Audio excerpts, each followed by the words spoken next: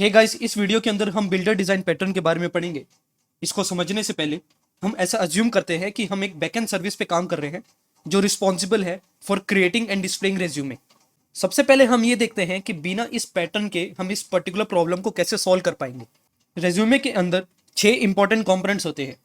एक तो होता है नेम, एक हो गया email address, skills, projects, education, कहाँ से आपने पढ़ाई करी है, एक हो गया लास्ट में एक्सपीरियंसेस, जो कि सबसे इंपॉर्टेंट है।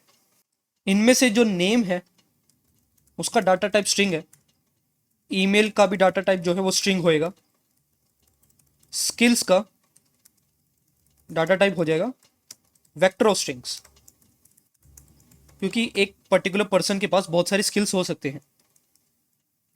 प्रोजेक्ट्स के लिए हमको एक सेपरेट क्लास बनानी पड़ेगी प्रोजेक्ट की, और क्योंकि किसी भी एक पर्सन के पास बहुत सारे मल्टीपल प्रोजेक्ट्स हो सकते हैं तो हम उसको वेक्टर के अंदर इनक्लोज कर देंगे, तो हमारे पास वेक्टर ऑफ प्रोजेक्ट्स होंगे। Same case for education and experiences. इन दोनों के लिए भी हम एक सेपरेट सेपरेट क्लास बनाएंगे और उनको वेक्टर की फॉर्म में ही रखेंगे, क्योंकि किसी भी एक पर्सन के पास मल्टीपल एजुकेशन हो सकती है कि under grade, post grade and experiences के अंदर भी उसके पास मल्टीपल एक्सपीरियंस हो सकते हैं कि उसने इंटर्नशिप्स करी है बहुत सारी जगह पे काम किया है। तो इन सारे डाटा टाइप्स को दिमाग में रखते हुए हम अब क्लासेस बनाते हैं हमारी। तो एक तो क्लास मेरे को प्रोजेक्ट, एजुकेशन एंड एक्सपीरियंस के लिए बनानी पड़ेगी, तो वो मैं बना देता हूँ।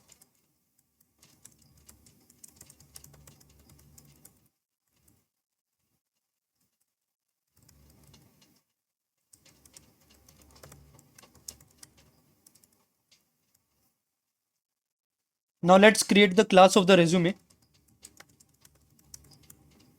तो रेज्यूमे के अंदर 6 प्रॉपर्टीज है, तो उन सबको मैं सबसे पहले डिफाइन कर देता हूँ। एक तो हो गया name, email address,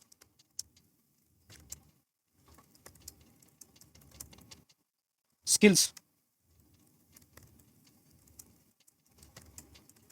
project, education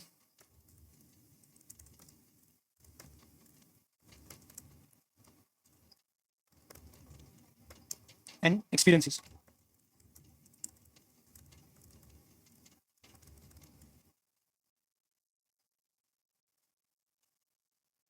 in vector और स्ट्रिंग्स की मैं हेडर फाइल को सबसे पहले इंक्लूड कर लेता हूँ।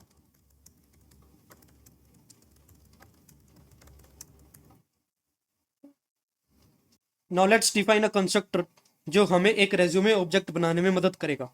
इस कंस्ट्रक्टर के अंदर हम 6 पैरामीटर्स को पास करेंगे, क्योंकि हमारे पास यहाँ पे 6 प्रॉपर्टीज है। मैं उस कंस्ट्रक्टर को पब्लिकली डिफाइन करता हूँ। अब इसके अंदर हम 6 पैरामीटर्स को पास करेंगे। अब हम इन पैरामीटर्स की वैल्यू को हमारी प्रॉपर्टीज के अंदर असाइन कर देंगे। इसके बाद मैं एक डिस्प्ले रेज्यूमे का फंक्शन बनाता हूँ। उसके अंदर की इंप्लीमेंटेशन हमारे लिए ज़रूरी नहीं है, बट एक बार के लिए मैं यहाँ पे एक फंक्शन डिफाइन कर रहा हूँ डिस्प्ले रेज्यूमे करके फ्रॉम दिस पर्टिकुलर क्लास। अब अगर मेरे को एक रेज्यूमे का ऑब्जेक्ट बनाना है तो मेरे को इस कंस्ट्रक्टर को कॉल करना पड़ेगा और इसके अंदर ये 6 के 6 आर्ग्यूमेंट्स पास करने पड़ेंगे। बट इस तरीके से ऑब्जेक्ट को क्रिएट करने में हमें बहुत सारी दिक्कतें आ सकती है। तो सबसे पहली तो दिक्कत ये आएगी, क्योंकि हमें यहाँ पे 6 आर्ग्यूमेंट्स को पास करना है तो हमको उसी फैशन, उसी ऑर्डर के अंदर पास करना पड़ेगा जिस ऑर्डर के अंदर इस पर्टिकुलर कंस्ट्रक्टर के अंदर ये सारे के सारे पैरामीटर्स डिफाइन है। एक भी आर्ग्यूमेंट अगर इधर उधर हुआ तो आपका ऑब्जेक्ट क्रिएशन फट सकता है। और इससे भी वर्स्ट केस तो ये है कि गलती से मान लो आपने वैल्यूज को आगे पीछे पास कर दिया। फॉर एग्जाम्पल, आपने ईमेल को सबसे पहले पास कर दिया और नेम को बाद में कर दिया। उससे क्या होगा, आपका कोड फटेगा नहीं, क्योंकि दोनों का जो डाटा टाइप है वो स्ट्रिंग है, बट आपकी वैल्यूज जो है वो स्वैप हो जाएगी। दूसरी प्रॉब्लम हमें यह आ सकती है कि इस रेज्यूमे के अंदर अगर हमको एक और एट्रीब्यूट ऐड करना पड़ा तो हमें इस पर्टिकुलर कंस्ट्रक्टर कॉल को चेंज करना पड़ेगा, और साथ ही साथ उन सारी के सारी प्लेसेस के ऊपर भी चेंजेस करने पड़ेंगे जहां पे हमने इस पर्टिकुलर कंस्ट्रक्टर को कॉल किया है।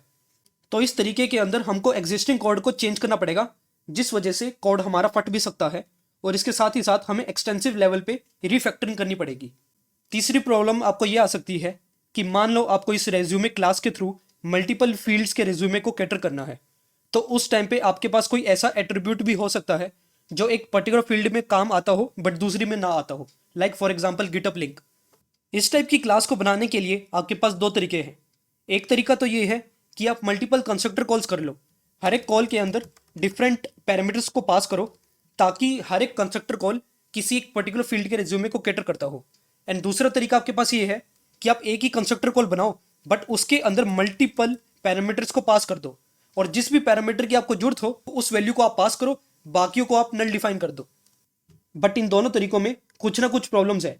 पहले तरीके के अंदर जिसके अंदर आपने मल्टीपल कंस्ट्रक्टर कॉल्स करी उसके अंदर आपको मल्टीपल फंक्शंस को मेंटेन करना पड़ेगा, और दूसरे तरीके के अंदर क्योंकि आपको एक ही फंक्शन के अंदर सारे के सारे एट्रीब्यूट्स को पास करना है तो आपकी जो रीडेबिलिटी है कंस्ट्रक्टर कॉल की वो काफ़ी ज़्यादा डिक्रीज हो जाएगी। तो ओवरऑल रेज्यूमे जैसे कॉम्प्लेक्स ऑब्जेक्ट को क्रिएट करने के अंदर आपको काफ़ी सारी प्रॉब्लम आ सकती है अगर आप कंस्ट्रक्टर के थ्रू उसको डिफाइन करो।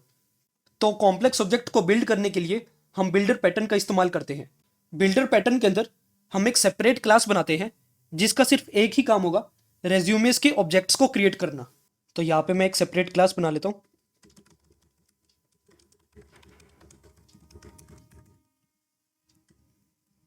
इस रेज्यूमे बिल्डर के अंदर एक रेज्यूमे नाम की प्रॉपर्टी होगी। तो अब यहाँ पे मैं एक कंस्ट्रक्टर बना लेता हूँ।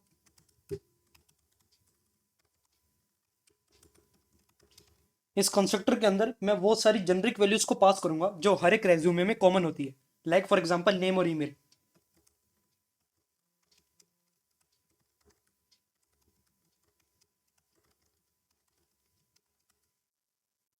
बट अब क्योंकि नेम और ईमेल जो प्रॉपर्टीज है वो रेज्यूमे के अंदर एज अ प्राइवेट प्रॉपर्टीज है, तो उन पर्टिकुलर वैल्यूज को असाइन करने के लिए मेरे को एक गेटर सेटर और बनाना पड़ेगा रेज्यूमे क्लास के अंदर।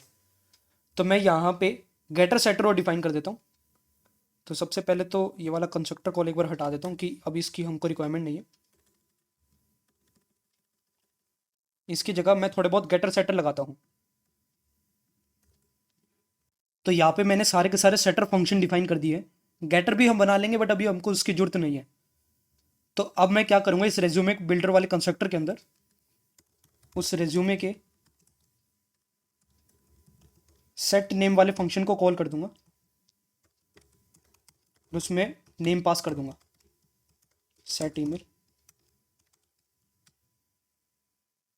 इस रेज्यूमे बिल्डर के अंदर अब मैं कुछ और फंक्शंस ऐड करता हूं जो हमें different different attributes of the resume को डिफाइन करने में मदद करेंगे, like for example set skills, set projects, set experiences. तो इनके अंदर हमको इन सारी वैल्यूज को ही पास करना है।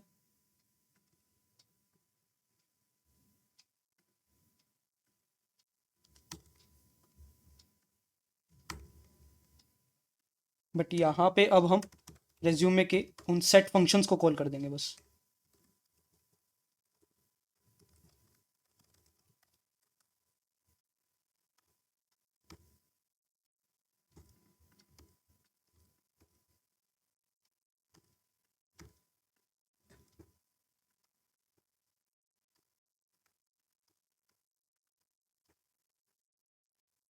एंड ये सारे के सारे फंक्शंस को मैं पब्लिकली डिफाइन करता हूँ।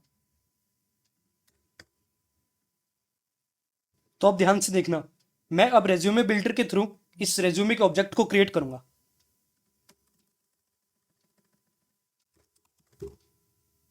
तो मैंने यहाँ पे एक सबसे पहले रेज्यूमे बिल्डर डिफाइन किया और उसके अंदर नाम और ईमेल मैंने मान लो फॉर एग्जांपल पास कर दिए, gaurav@abc@gmail.com। अब क्योंकि नाम और ईमेल एड्रेस हर एक टाइप के रिज्यूमे के अंदर सेम ही रहेगा तो उसको हमने कंस्ट्रक्टर के अंदर ही पास कर दिए। बट अब आपको किसी भी फील्ड के लिए रिज्यूमे बनाना हो उस फील्ड के हिसाब से आप अपने अकॉर्डिंग एट्रीब्यूट्स को ऐड कर सकते हो अपने रेज्यूमे ऑब्जेक्ट के अंदर।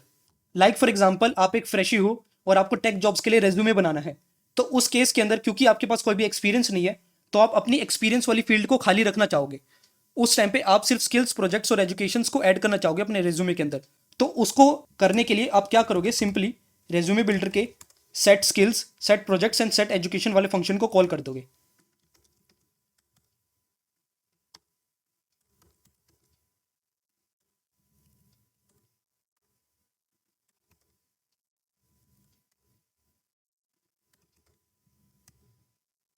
आपको अननेसेसरी एक्सपीरियंस वाली फील्ड को ऐड करने की कोई ज़रूरत नहीं है।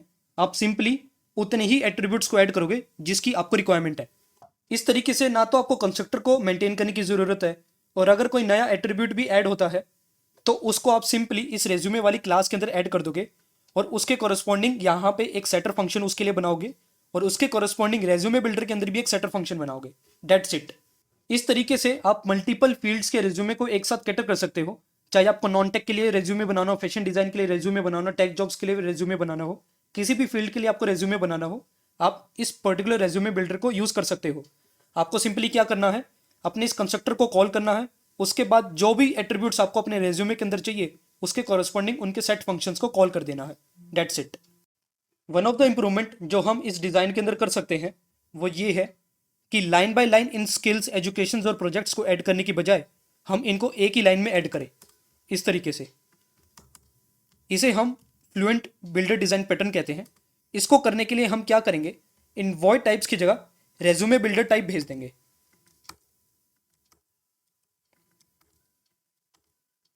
उससे क्या होगा, जैसे ही हमने सेट स्किल वाले फंक्शन को कॉल किया तो उसने हमको रेज्यूमे बिल्डर वाला ऑब्जेक्ट दे दिया। एंड क्योंकि हमको रेज्यूमे बिल्डर वाला ऑब्जेक्ट मिल चुका है तो हम दोबारा से सेट एजुकेशन वाले फंक्शन को कॉल कर सकते हैं। एंड लाइन बाय लाइन हम उन सारे एट्रीब्यूट्स को ऐड करते हुए चले जाएंगे जो भी हमको रिक्वायर्ड है। तो अब मैं क्या करता हूं, यहाँ पे रिटर्न टाइप में वो ऑब्जेक्ट को ही रिटर्न कर देता हूं।